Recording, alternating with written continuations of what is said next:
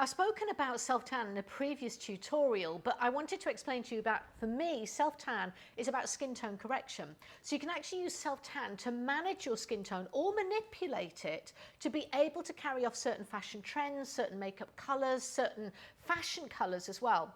And what it is nowadays with the modern technology of self-tan, you can diversify your own moisturiser into a self-tanning serum. With drops, you can use sprays to have light mists, which is great on guys with stubble too, by the way. You can have drops added into your night cream. You don't just have to have the strong, painted on with a mitt, self-tan finish. Now, why do this? Well, what happens is your skin pallor and tone changes. It changes at the time of the month if you're female with your periods.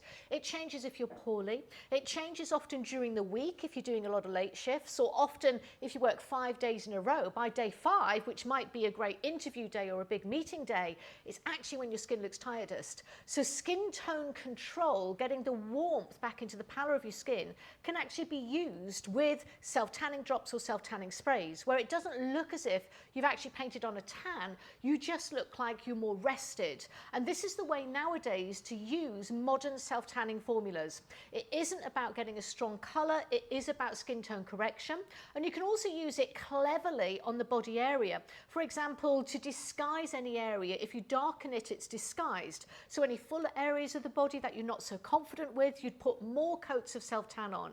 Even doing things like contouring with self-tan with a beauty blender, you can actually do that to do semi-permanent makeup, which I speak about in another tutorial for you as well. So self-tan is really very much a beauty tool that both guys and girls need in their beauty arsenal to counteract fatigue, tiredness, to contour, as well as to actually bronze up.